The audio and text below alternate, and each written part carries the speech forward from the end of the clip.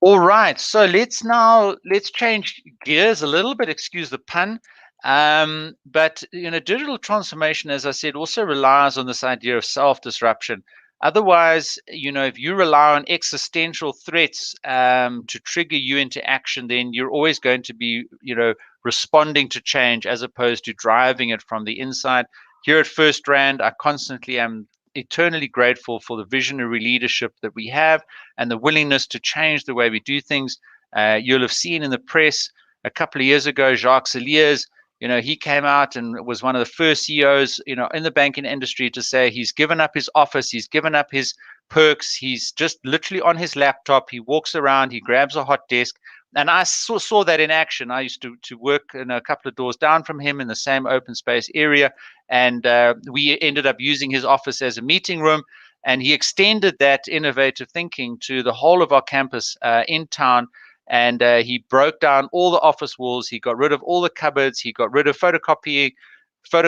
He got rid of fax machines. He got rid of lever arch files. He got rid of fax, all the physical form factors that cause the bottlenecks in these processes. Like I was saying to you earlier, you can digitize a part of a process, but if there's still a form somewhere in that process, that form or that a badly trained person is going to be the bottleneck, and people will measure the whole process according to that weakest link. And Jacques, 2 years before COVID, said get rid of all physical form factors in our internal processes because that's where the breakdowns happen and the frustrations with our customers. And lo and behold, COVID hit, lockdown, we're all working from home, end of March 2020. Now, do we have our photocopiers at home? Do we have our filing cabinets? Do we have our lever arch files? Do we have those boxes, that we always think we need with all that forms and documentation? Absolutely not. Did we need it?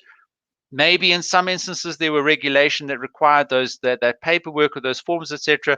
But by and large, our entire company transitioned onto a work from home environment almost seamlessly, and we transitioned our call center people out of physical offices.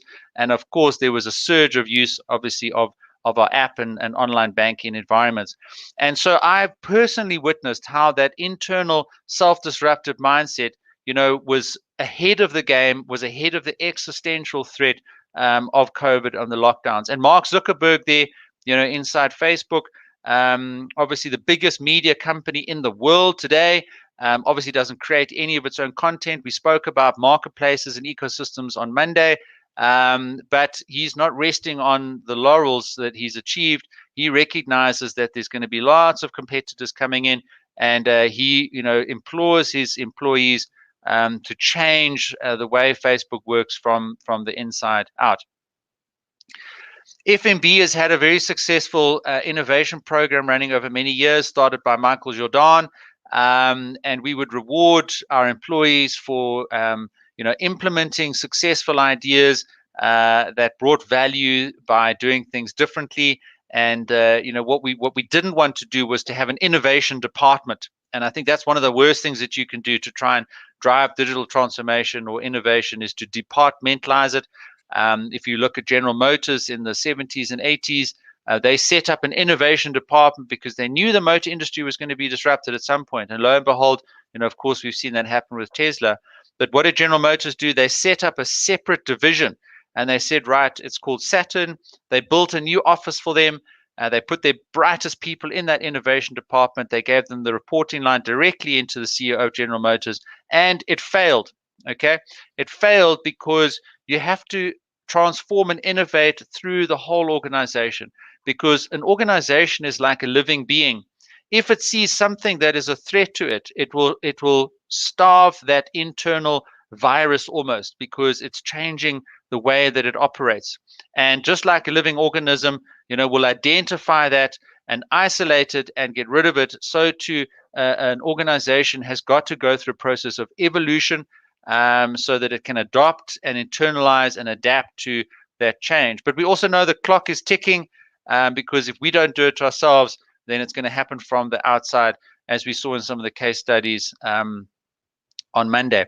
I spoke about CodeFest just now, and I go into a little bit more detail about CodeFest in the course. And in actual fact, there's an entire course on the FNB Code Fest. And what I'll do is I'll just open that up and give you guys all access into that for free today.